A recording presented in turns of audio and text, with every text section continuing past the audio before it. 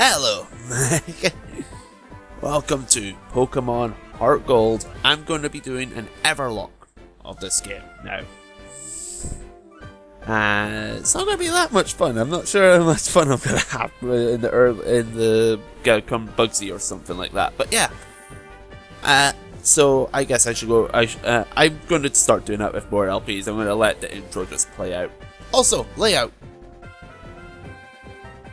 You know how I had a layout for Mewtwo? This one's not as good in my opinion, because really I like having as much of the screen visible as possible, but it'll do, and you can see the badges at the bottom.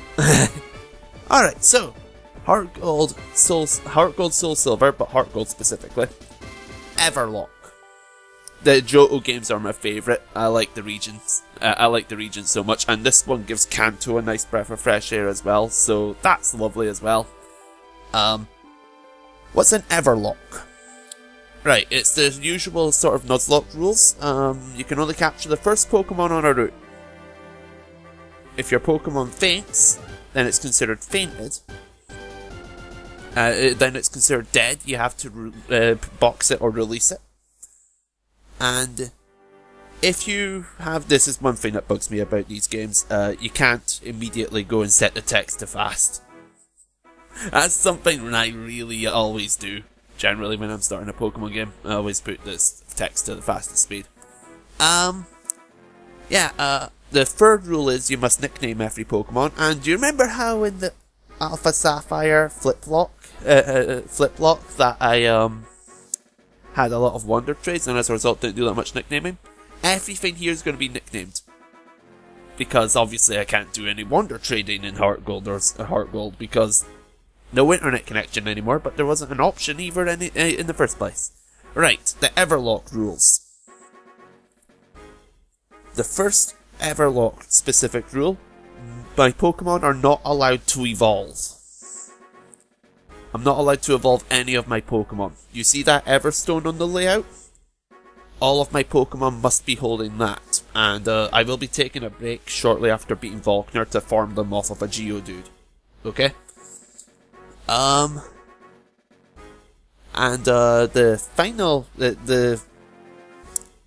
fifth rule, normally in an Everlocke, is that when you defeat a gym leader, you get the right to evolve one of your Pokemon.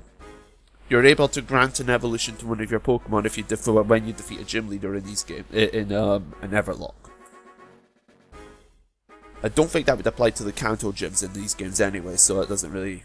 That would still be only 8. But regardless of such, I've decided to cut that rule out entirely. No evolutions, period. Full stop. End of story. The final rule that I've put in specific to the Everlocke sort of thing is I think there might be some sound issues with the recording. Right, the final rule is I can only have, at maximum, 2 fully evolved Pokemon on my team. Like, say I capture Heracross, which is a plan. I'm planning to try and get Heracross. Say I do get Heracross.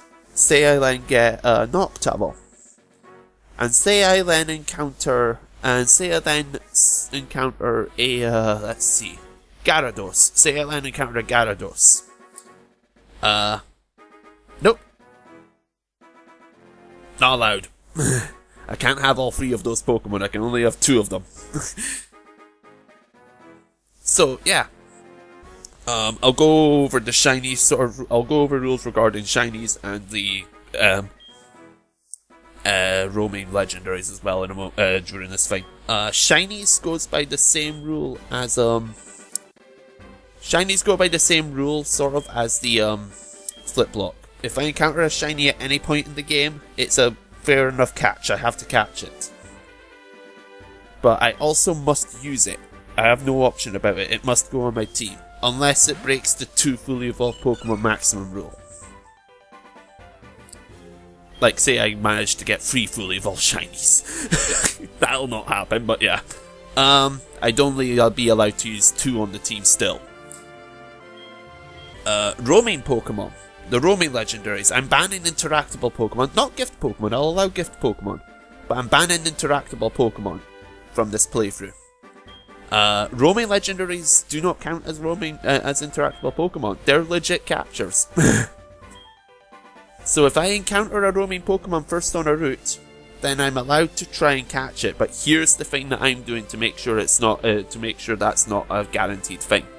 I cannot use a repel to make sure I encounter it, and I only get to capture it on that one go. I'll admit, I'm sort of planning to not encounter something on a few routes until I get the Master Ball in order to try and get Raikou. I want to get Raikou onto the team, and failing Raikou, Latias roams Kanto, so I can get Latias there. Alright, so, I'm a boy. Okay.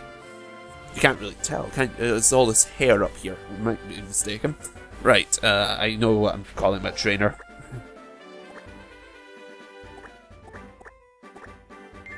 Devolve.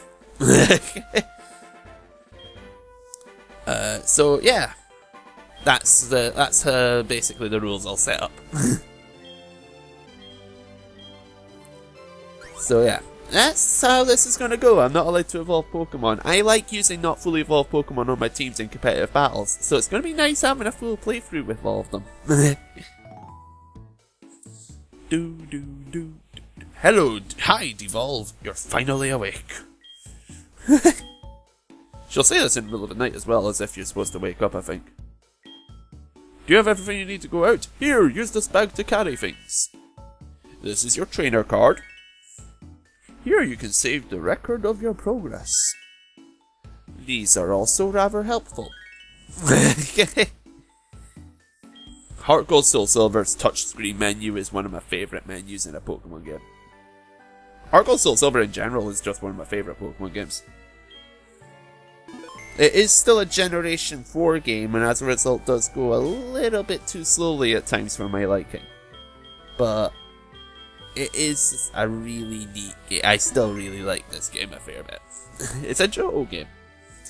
Right. So, we're supposed to be going over to see Professor Elm. I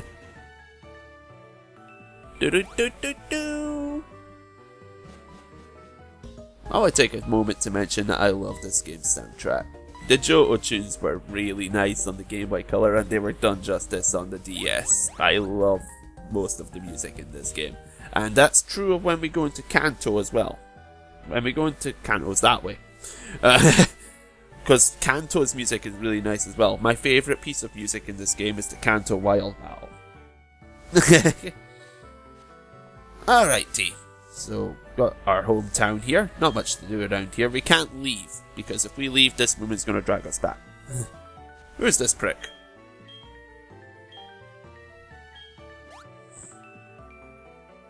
I'll be honest, I kind of prefer how that plays out in the Game Boy. Because on the Game Boy Color, you actually hear a massive thud as he pushes you back. Alright, let's go and talk to the guy. Interesting fact, these are more remakes of Pokemon Crystal than actually Gold and Silver. This isn't a remake of Pokemon Gold, this is a remake of Pokemon Crystal, ultimately, in my opinion. It's got elements of Gold, but the story is Crystals, pretty much. Even this bit, right here. You're not being sent off immediately to get the egg. Professor Elm gets contacted in the middle of the meeting. Hey, listen, I have this acquaintance that people call Mr. Pokemon. He keeps finding weird things and raving about his discoveries. Anyway, I just got an email from him saying that this time it's real. It's probably just another Pokemon egg, but we're still so busy with our research. Wait, I know, you can go in our place, right? Can we count on you? You can choose one of the Pokemon over there. Alright, I'm saving my game here. Because, this is the end of the part. Oh, saving takes so long in these games. Been spoiled by Generation 6.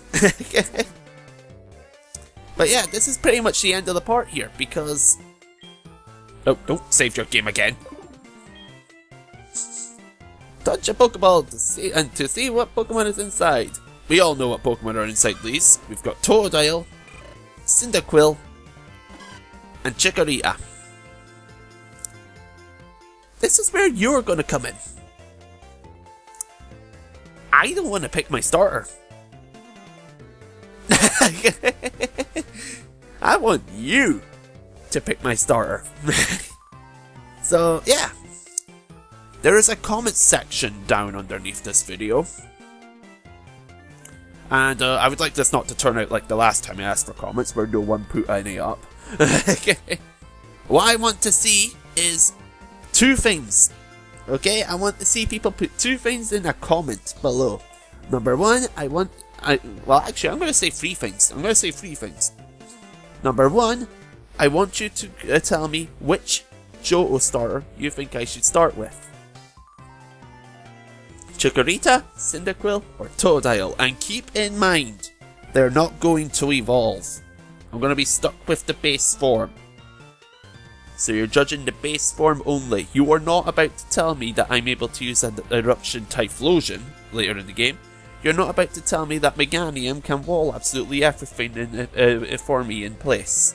You're not about to tell me that Feraligatr is able to sweep the Elite Four. You're judging Chikorita, Totodile, and Cyndaquil. Believe me, if they evolved, I wouldn't be giving you this choice. I'd be going with Cyndaquil and evolving it into Quilava. But yeah, this is the thing. You pick my starter, okay? Chikorita, Totodile, Cyndaquil. One of those 3, okay? I want to see what Pokemon you want it to be. I want to know what nickname you would like it to have. You can nickname it. This is the only one I'm letting. This is one of only 2 Pokemon I'm going to let you nickname. This final one, I don't think it's. I think it's absolutely nearly dead certain that I'm going to end up with a Rattata throughout this playthrough because I've done a test run with each of these starters up to Bugsy, and in every single one I got a Rattata. And I encountered Rattatas galore. So I'm pretty certain I'm going to get a Rattata.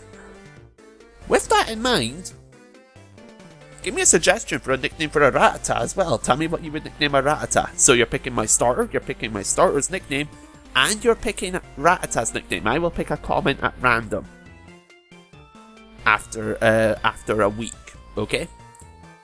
And then I'll just start playing this game again for a while, okay? You hear that? There is the ground rules. I want to hear comments. I want to see comments, okay? Do not put comments up like the last time I asked. Alright, so with that in mind, I will see you next time with where I know what you've picked. Bye bye!